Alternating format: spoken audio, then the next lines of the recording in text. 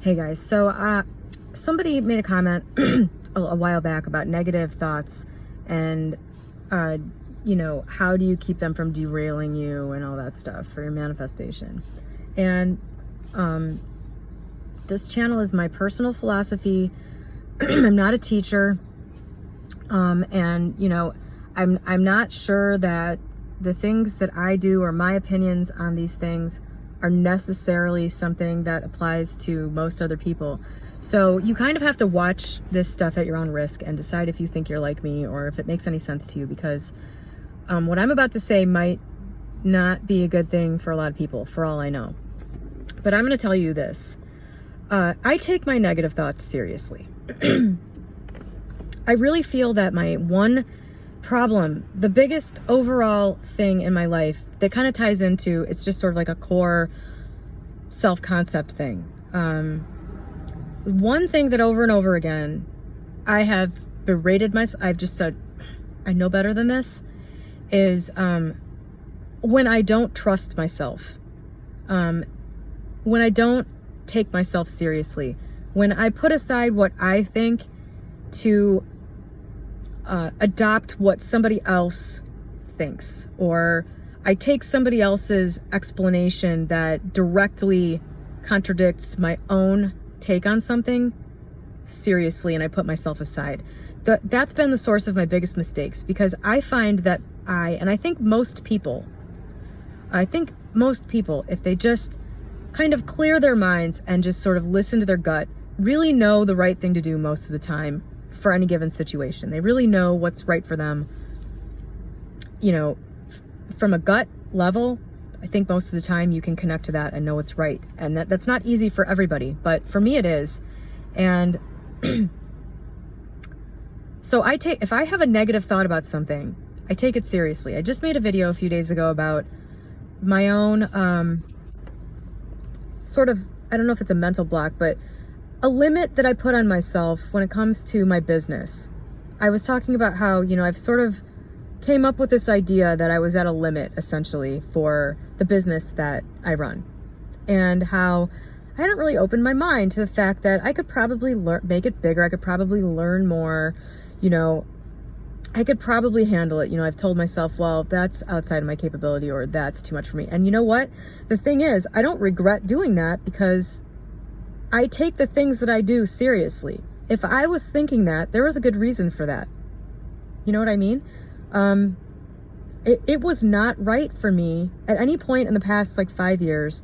It wasn't right for me to do any of that stuff. You know why?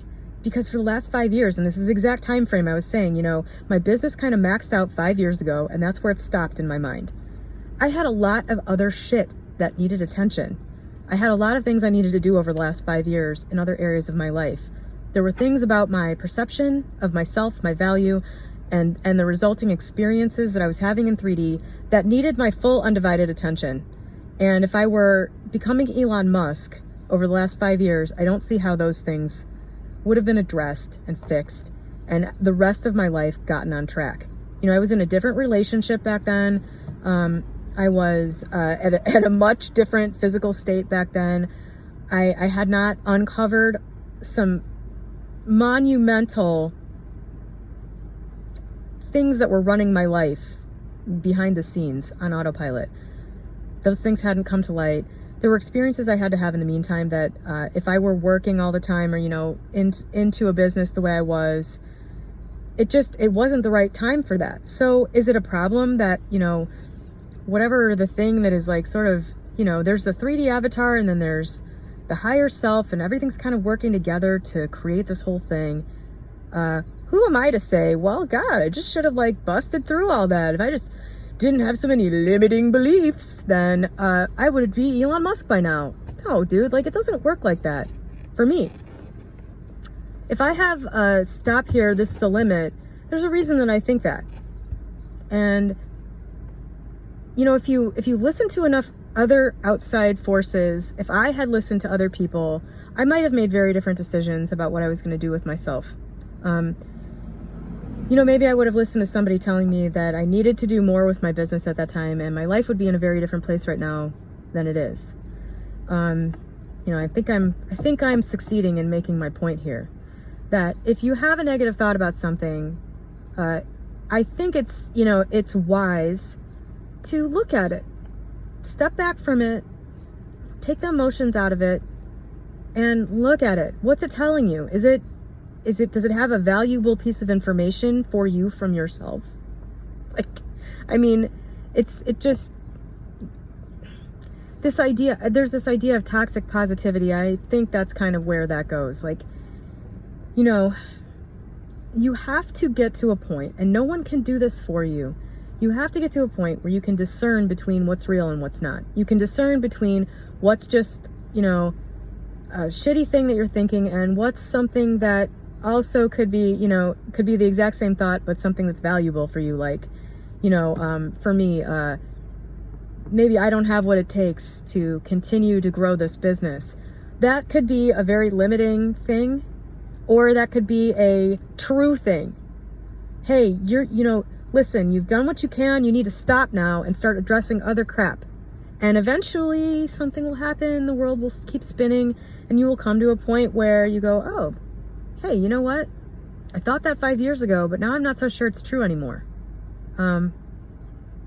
Like I am with this business stuff.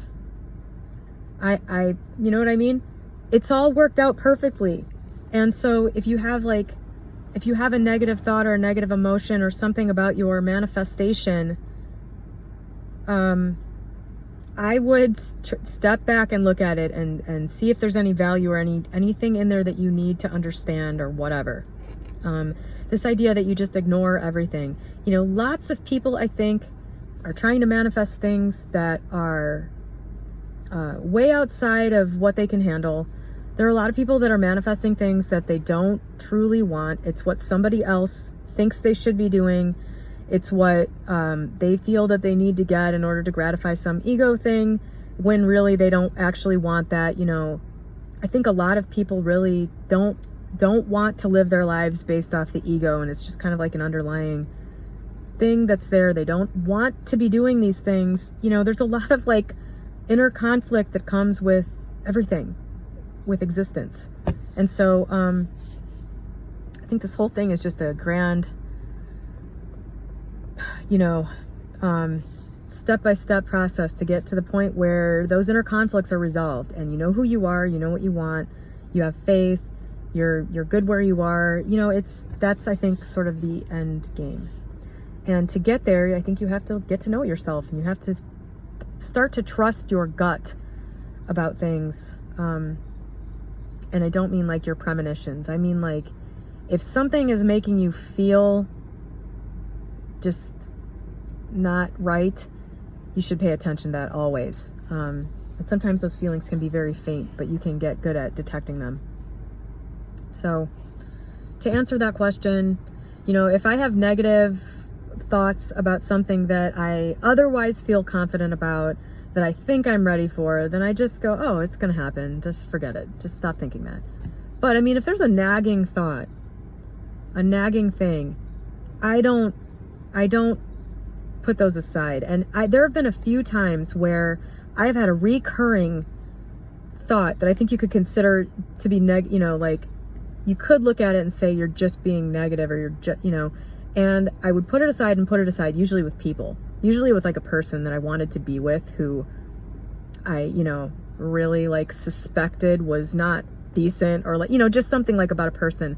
And what's always ended up happening for me whenever I would ignore things like that is that I then have a vivid dream where the feeling that I have about this person is played out in like a scenario that I absolutely cannot ignore. And it's gotten to the point now where that will reliably happen. And when it does, I know exactly what it means. So for me, I don't worry too much about the negative stuff, because I know that it will be communicated to me in a way that I can't ignore if I choose in 3D in my brain to just ignore it. Those are the gut things that you ignore. The brain things are just, you know, whatever.